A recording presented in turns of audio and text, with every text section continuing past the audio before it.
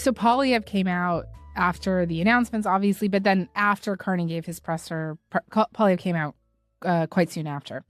And I think it's probably worth noting here that this is the first time that we've actually seen Poilievre since the election in this kind of setting.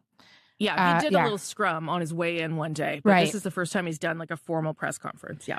And just how would you describe what he did there? Spoiler alert, he did not think that the cabinet signaled enough change. Yeah, which I think is totally fair. The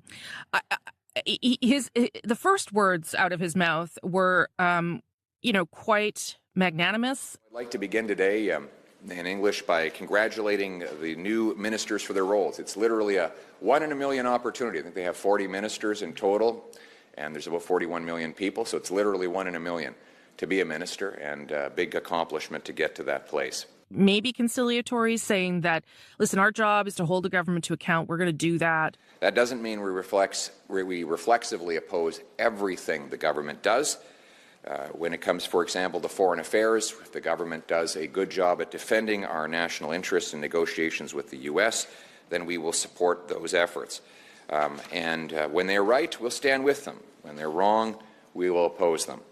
We hope. So that was all like, oh, who's this fellow? And then for the next 15 minutes, it was, oh, this is Pierre Poilievre, which was attacking the choices, naming people, in particular, Stephen Guilbeault, whose radical green agenda would shut down all future developments in our resource industry. He is still the minister responsible for Quebec. Sean Fraser, Gregor Robertson. Well, what's his record on housing? Well, he increased housing taxes in Vancouver by 141%, and the result was that housing costs went up by 149%. He went back to Fraser like multiple times. Multiple times. Yeah. He calls all the problems in immigration and all the housing problems in Canada. Sean Fraser was the immigration minister who caused the immigration crisis, the housing minister who gave us the housing crisis, and now he's the minister responsible for addressing the Liberal crime crisis. It seems like he is the master at failing upward. Like, I think those are all, that's all fine, right?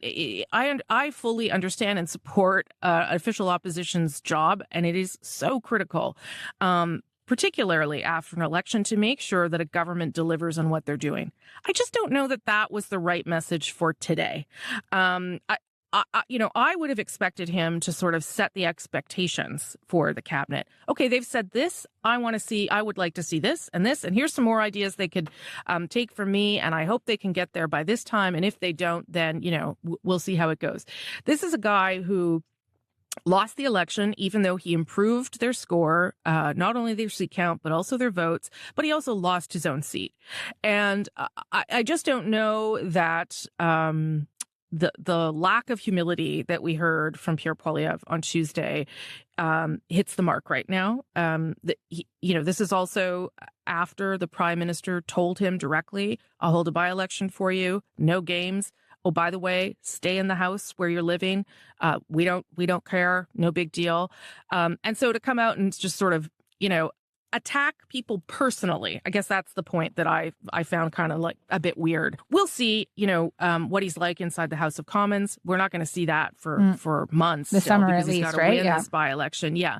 But it certainly signaled to me that Pierre Poilievre is not going to let this government off easily, and nor should they. But whether he can strike the right balance between accountability and partisan sniping, I think is still open for debate.